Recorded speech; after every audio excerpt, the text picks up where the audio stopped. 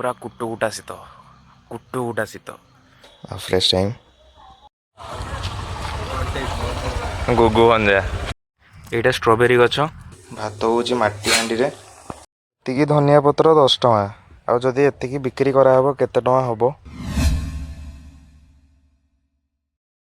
Hey guys happy morning welcome to my new vlog नुआ सकाळ नुआ व्लॉग आपण समस्त को स्वागत उदित नारायण ब्लॉग्स घर को आसी इे शीत केमती पूरा देखुं तो कुहुड़ी बुहुड़ी पूरा कुटुकुटा शीत भाई ठंडा अलग प्रकार जीवा आम एटा बाड़ीटा एक्चुअली कौन कहले ये किसी नथिला गोटे गछ पत्र नथिला पूरा मरुभूमि टाइप रा आसिक सब गछ पछ सब लगाई इना बहुत सारा गछ अच्छी ये हड अच्छी कदली अच्छी भेराइटी गछ देखी आपण मान आम जस्ट गेट फ्रंट रे ही अच्छी मिनी स्टेडियम टा काली टिके खाली सॉरी काली गोटे मिनिट वीडियोटा आसला गोटे 2 मिनिट ऑलमोस्ट 2 मिनिट तो से क्षमा प्रार्थना करी कारण काली सेमती किसी है भी ना माने मु दिन सारा ट्रैवल नहीं पड़ेला करी ही था किंतु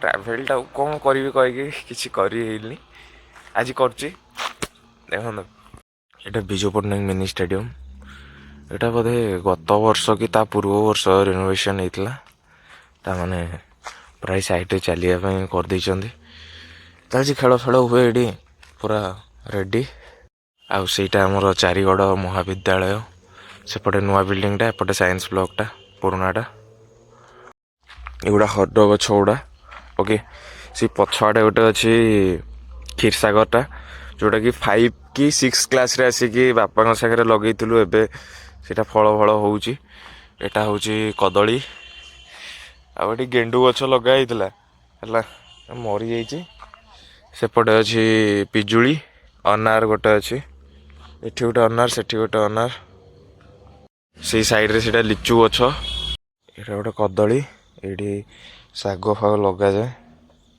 शाग फाग नहीं शाग लगा जाए एटा धनिया धनिया है से नाली शाग जो कटा शाग कौन ता नाटा ये फूल गछ लगी सब अपराजिता सब भेराइटी फूल लगी यहाँ कौन गोटे व्हाइट फूलटा गोटे आईटा अनार ये जलवायु नहीं बुझिपारे ना नहीं आमर ये जलवायु नहीं एपटे अच्छी सब फूल लगी फूल गछ फूल लगिनी फूल गछ लगी हब हब आ तुलसी गछ अच्छी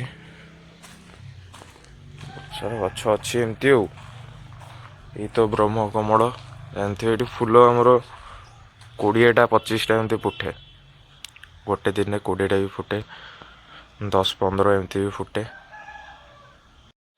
फ्रेश टाइम ये पोलो काम चलती समागोई नदीर लास्ट थर बढ़ी आसाला से जो तारटा जाइए से तार पूरा लगी जाइए पानी चलती काम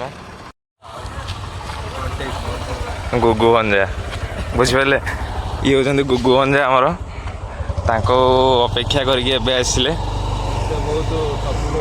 आज्ञा बहुत डेरी करले ठकीदेले ना ना ना ना जगई ना सेटा नॉर्मल सेटा हम इंडियन गोटे कल्चर सेटा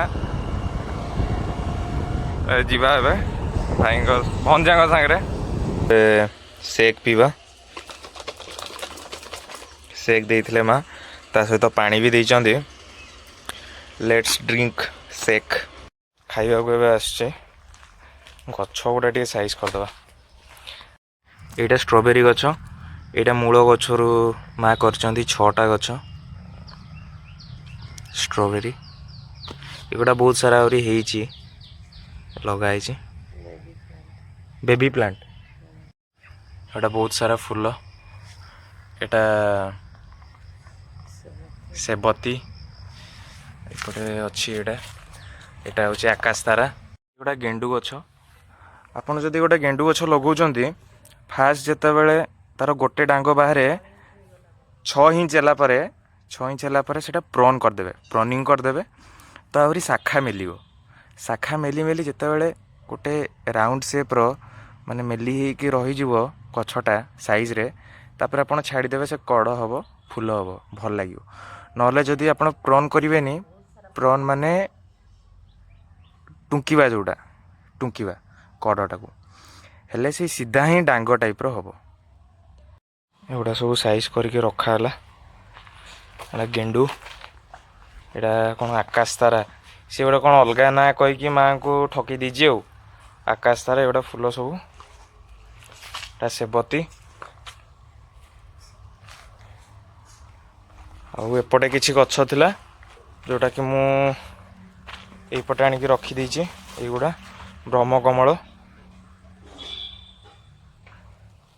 ଆଉ ଏଇଠି ସବୁ ଡାଲିଆ ରଖାହେଇଛି। ଏଗୁଡ଼ା ଛୋଟ ଡାଲିଆ, ସେଗୁଡ଼ା ବଡ଼ ଡାଲିଆ। ଏତିକି ଧନିଆ ପତ୍ର 10 ଟଙ୍କା। ଆଉ ଯଦି ଏତିକି ବିକ୍ରି କରାହେବ କେତେ ଟଙ୍କା ହେବ?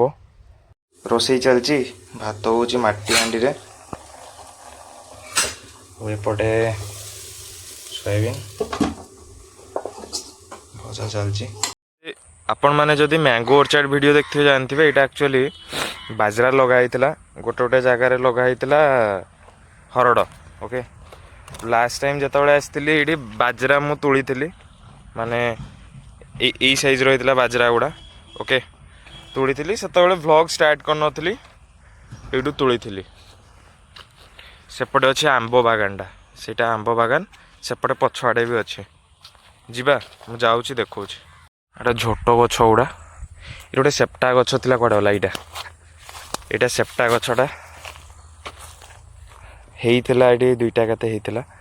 ଏଗୁଡ଼ା ବି ଫୁଲ, ନା ନା ଏଇଟା ଫୁଲ ଫଳ ନାହିଁ, ଏଇଟା ଲତାଟା। ଏଇଗୁଡ଼ା ଆମ୍ବ ଗଛ ଗୁଡ଼ା ହେଲା, ଆମ୍ବ ଗଛ ହେଇଛି, ଫଳ ବି କିଛି ଆସିଥିଲା। ବାପାଙ୍କ ସାଙ୍ଗେ ଆମେ ଲଗେଇବାକୁ ଆସିଥିଲୁ ହେଲା। ଯେତେବେଳେ ଲଗଉଥିଲୁ, ମୁଁ ଲଗେଇଲି, ବାପା କହିଲେ ତୁ ଲଗଉଛୁ ହେଲା, ହବ କି ନାହିଁ ଦେଖ, ଆଉ ଦେଖିଦେ, ଯଦି ନହେଲା କିଏ ଲଗଉଛି ଜାଣିଥାଅ। ସେଇଆଡ଼େ ହାଇଗୁଡ଼ା ପୁରା ସିଆଡ଼େ ଲଗା ହେଇଛି, ସେଇଗୁଡ଼ା।